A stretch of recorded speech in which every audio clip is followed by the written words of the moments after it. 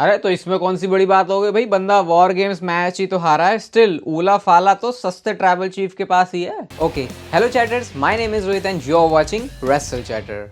तो इस वीडियो में बात करेंगे आज स्मैकडाउन के शो के बारे में। बहुत ही मिक्स मेरे ओपिनियन है, रेटिंग कैसा शो था सब कुछ डिस्कस करेंगे इस वीडियो में। बस आप लोग इस वीडियो को लाइक कर दो और ये चेक कर लिया करो कि क्या आपने चैनल को सब्सक्राइब किया है या फिर नहीं। सबसे पहले जो स्मैकडाउन की स्टार्टिंग है वो बैक स्टेज से गुस्से के साथ Solo Sikoa and Jacob Fatu and Tama Tonga के साथ होती है, जहां पे वो सिक्योरिटी वाले बंदों के ऊपर अटैक कर देते हैं। अपोलो क्रूज के ऊपर तो उन्होंने ऐसा उनको कुछ ट्रीट किया कि जैसे कि वो कोई चीज है ही नहीं, उसकी एग्जिस्टेंस पर ही सवाल उठा दिया। जिस तरीके से वो उनको धक्का देके ऐसे आगे से बढ़ गए थे। और यहां पे हमको दो बंदे मिसिंग भी दिख रहे थे, ऑब्वियसली ब्रॉन्सन रीड के बारे में तो हमको पता ही है, लेकिन द ग्रेट टोंगा लोआ को भी इंजरी हो चुकी है उनके बाइसेप में, जिसकी वजह से अभी वो भी छुट्टी पर ही थे। तो आज जो ब्लड लाइन है थोड़ी ऐसा लग रहा था कि कमजोर सी है। इस तरीके से वॉर गेम्स में उन्होंने दिखाया भी कि हम जो है वॉर पे चले गए। लेकिन एक्चुअल जो शो की स्टार्टिंग है वो होती है कोडी रोड्स के साथ में। कोडी रोड्स अपनी शाही एंट्रेंस करते हैं और उसके बाद सैटरडे नाइट्स मेन इवेंट की बात करते हैं, कैसे उनके लिए बहुत बड़ा ऑनर है उसकी हिस्ट्री की बात करते हुए। लेकिन ये उनके लिए सिंपल नहीं होने वाला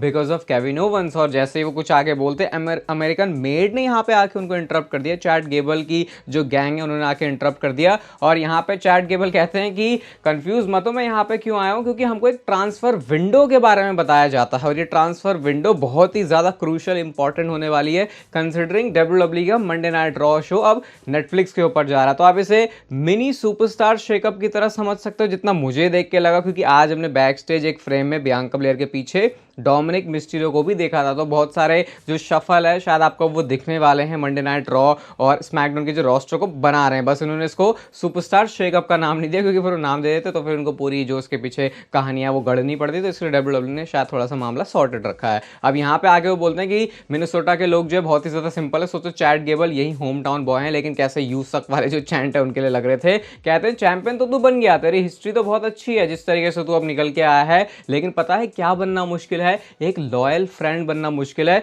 जो कि केविन ओवंस रहा है। और कहते हैं मेरे से ही ज्यादा जो दोस्ती यारी है उसके बारे में कौन ही जानेगा, ओटिस ने जिस तरीके से मुझे दगा दिया था, you are also a terrible friend, ऐसा वो कोडी रोड्स को सीधा सीधा बोल देते हैं। कहते तू अपने बारे में सोचता, तेरे तक चीज हो रही है तो ठीक है, नहीं होती तो फिर तो अपना ऐसे चलता रहता है। कोडी रोड्स खुद क्राउड से पूछते हैं क्या तुम लोग मेरे दोस्त बनोगे। और यहाँ पे एक बहुत ही इंटरेस्टिंग और फनी एंड मुझे लगा है अनकंफर्टेबल सी चीज थी, बट कोडी रोड्स ने बहुत ही मजे से बोल दी। कहते हैं तू शॉर्टेज जी था, मैं स्टारडस्ट था, तो उन्होंने थोड़ा कंपैरिजन कर दिया खुद का और शॉर्टी जी का या चैट गेबल का, उनके पुराने वाले कैरेक्टर का। और यहाँ पे वो सीधा बोलते हैं, मतलब ये जो है ना मैच करने के लिए ही ये सब किया था इन्होंने।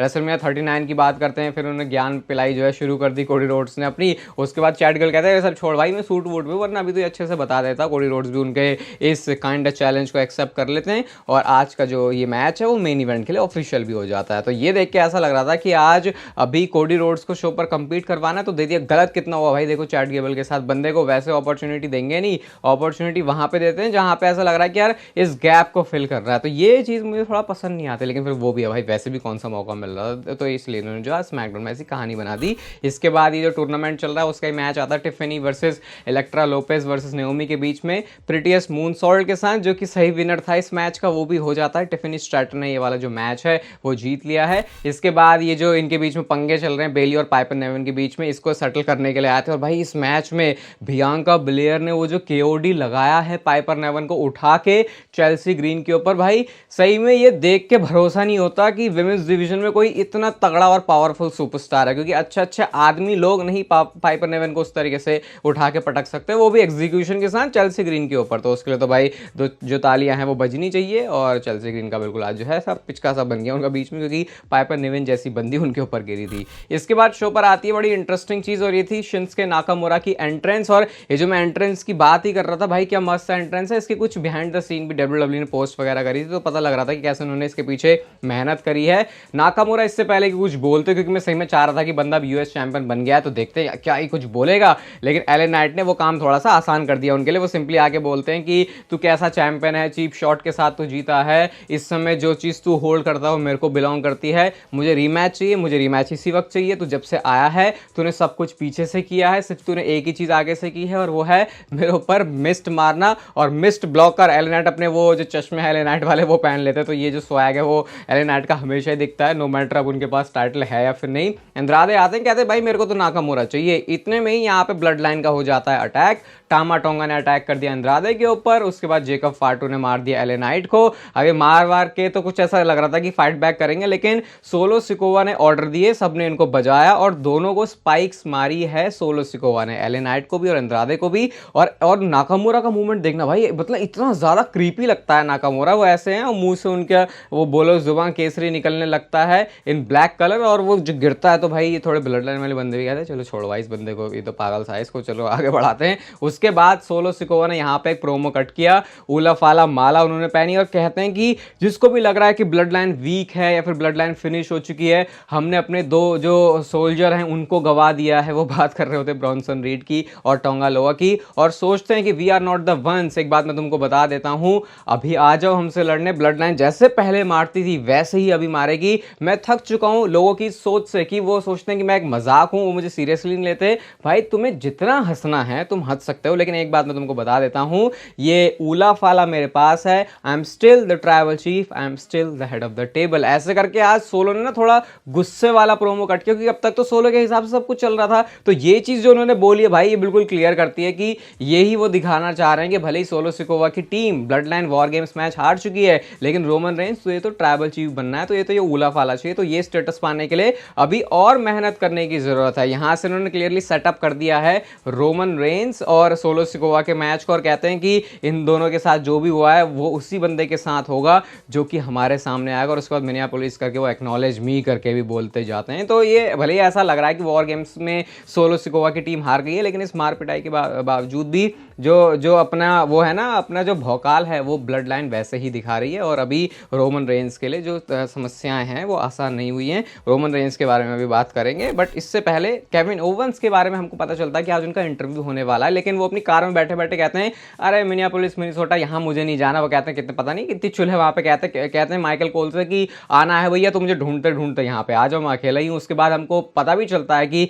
माइकल कोल कॉमेंट्री से उठ के जाते हैं, अरीना में ही जाते हैं, और वो पूछते हैं इसमें क्यों कर रहे हैं यार, हम तो इतना मस्त अपना कोजी सा कर सकते थे। तो वो बताते नहीं भाई मुझे वहाँ नहीं करना, और कहते हैं अनबायस्ड करेंगे बिल्कुल इंटरव्यू। केविन ओवंस कहते हैं तू करेगा अनबायस्ड, तू तो नंबर 1 कोडी रोड्स फैन है। और उसके बाद यहाँ से माइकल कोल कुछ तो बताना चाहते हैं, लेकिन केविन ओवंस कुछ भी बात नहीं सुनते, कहते हैं कि वो ये बोलते हैं कि यार सब तो खड़े हुए रोमन रेंस के साथ, कोडी भी हुआ, सैमी भी हुआ, ऊसोस भी हुआ, भाई यहाँ से कुछ ना बड़ी बड़ी चीज़ उन्होंने बोल दी। कहते हैं ऊसोस के बारे में मुझे क्या फर्क पड़ता है, मैं ईगो में नहीं हूँ, कोडी रोड्स छोड़ के गया था, उसके बाद वापस आया है तो सब कुछ उससे मिलने लगा है, मतलब वो गया भी और उसके बाद अब भी उसको अपॉर्चुनिटी मिल रही है, पायरो वगैरह सब कुछ है। और वो सैमी ज़ेन के बारे में बोलते हैं कि सैमी ज़ेन के बारे में जब बात हो रही है ना, तो ट्रस्ट करो मुझ पे, जब ब्रिज हम क्रॉस करेंगे तो उस मुद्दे के ऊपर भी हम आएंगे। तो यहाँ से उन्होंने सैमी ज़ेन को लेके भी तगड़ा टीज कर दिया, और कहते हैं बिट्रे करना क्या होता है वो तुम क्या जानो। माइकल को एडवाइस देते हैं, कहते हैं मिरर में देख, केविन ओवंस देखते कहते हैं हाँ भाई एक हैंडसम बंदा दिख रहा है, बड़ा फनी।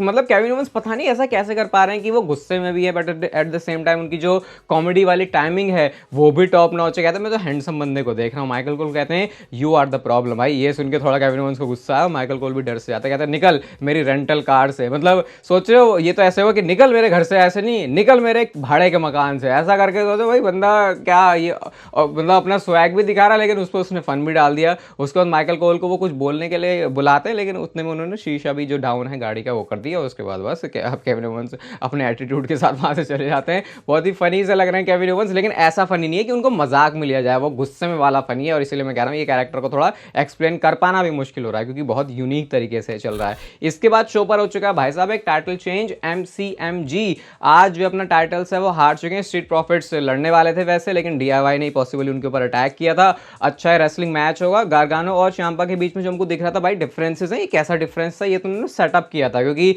उधर चांपा ने डिस्ट्रैक्ट कर दिया रेफरी को, यहाँ लोबलो लगा दिया गार्गानो ने, और उसके बाद मीट इन द मिडिल के साथ में जो टीम है DIY की वो जीत चुकी है और वो बन चुके हैं नए टैग टीम चैंपियंस। अब मुझे डाउट हो रहा है कि MCMG का अब जो फ्यूचर है वो कैसे चलने वाला है, बट यहाँ अभी जो इतनी सारी लड़ाई भसड़ थी उसके बावजूद भी जो MCMG उनके पास टाइटल, उनसे टाइटल जा चुके हैं और DIY के पास टाइटल्स आ चुके हैं। इसके बाद बैक स्टेज से भाई गुंतर का वो है ना, बस 4-5-10 सेकंड ही बंदा लेगा और ऐसी बेइज्जती सी करेगा। कार्मेलो हेज खड़े थे और जैसे हम कुत्ते को नहीं बुलाते ऐसे ऐसा उन्होंने कार्मेलो हेस को देख के किया, पता नहीं उन्होंने ऐसा क्यों किया, लेकिन भाई वो है बंदे का स्वैग, उसके पास बेल्ट है, वो लेके वहां से निकल लेता है। और उसके बाद क्या होता है, कार्मेलो हेस डरा रहे होते हैं निक ऑल्डिस को, कहते देख भाई अभी ट्रांसफर विंडो भी खुली हुई है, तो ऐसा हो सकता है कि मैं मंडे नाइट रॉ में चला जाऊं तो प्रॉब्लम हो जाएगी। वो कहते भाई चला जाए, वैसे भी तो दिमाग ही खराब करता है। तो कार्मेलो हेस कहता भाई पता नहीं पोपट सा ही दिखा है यहाँ पे, बिल्कुल पूरी तरीके से कुछ ज़्यादा अपना वो जो इम्पैक्ट है वो दिखा नहीं पाए। इसके बाद शो का मेन इवेंट था Cody Rhodes versus Chad Gable के बीच में। भाई खतरनाक मैच था, इस मैच को पूरा आपको देखना चाहिए। मतलब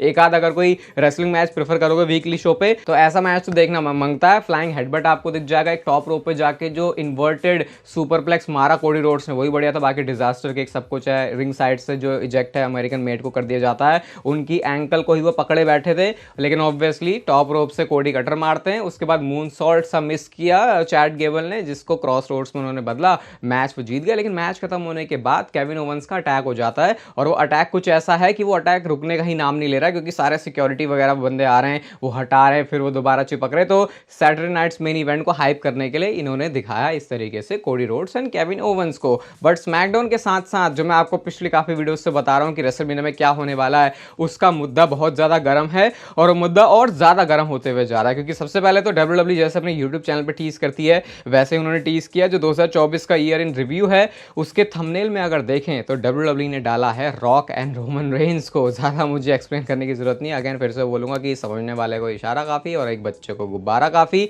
लेकिन इसके साथ साथ हमको ये भी पता चला है कि रॉक का रॉयल रंबल का स्टेटस क्या होगा। तो अभी इतना पता चला रिपोर्ट्स के अकॉर्डिंग कि ये तो क्लैरिटी नहीं है कि बंदा मैच में रेसल करेगा या फिर नहीं, लेकिन किसी कैपेसिटी में डब्ल्यूडब्ल्यूई रॉयल रंबल में रॉक का यूज जरूर करने वाली है। और अगेन जो रॉक से रिलेटेड प्लान्स हैं वो हमेशा बहुत ज्यादा एक रूम के अंदर ही रखे जाएंगे कि वो 2-4-5 लोगों से ज्यादा किसी को पता ना चले, तो उसके ऊपर कभी भी हमको ऐसे कुछ खास क्लैरिटी मिलेगी नहीं। लेकिन रॉयल रंबल के लिए ये कुछ जो स्टेटस है अभी वो समझ में आ रहा है द रॉक का। और उसी के बाद रोमन रेंस के बारे में भी ये पता चला हमको कि भाई इस साल में अब रोमन रेंस किसी और शो के लिए एडवर्टाइज नहीं है, और जहां पे वो सीधा एडवर्टाइज हैं वो है Monday night raw on Netflix. अब इसका मतलब ये हो सकता, मतलब कई बार ऐसा भी होता है कि बंदा एडवर्टाइज नहीं है लेकिन उसके बावजूद भी उसको वो शो के ऊपर डाल देते हैं, लेकिन अभी फिलहाल तो वो शोज पर एडवर्टाइज नहीं है, तो हो सकता है मामला थोड़ा सा थकेला चले। बट अगेन डब्ल्यूडब्ल्यूई किसी भी शो में रोमन रेंस को यूज कर सकती है। वैसे कई बार अनएडवर्टाइज भी रोमन रेंस आते हैं, तो अभी रोमन रेंस का ऐसा लग रहा है थोड़ा सा मामला ठंडा है। बट तब तक डब्ल्यूडब्ल्यूई ब्लड लाइन की स्टोरी को डेफिनेटली कुक करेगी कि जब वो मोमेंट आए तो फिर उसके बाद उसको फिर से सिनेमा वाले लेवल पे लेके जाया जा सके। बाकी आपको ये वीडियो पसंद आ गई हो भाई तो इसे लाइक कर दो, चैनल को सब्सक्राइब कर दो ऐसी और मस्त वीडियोस के लिए, और तब तक पे लेते रहो जिंदगी के मजे।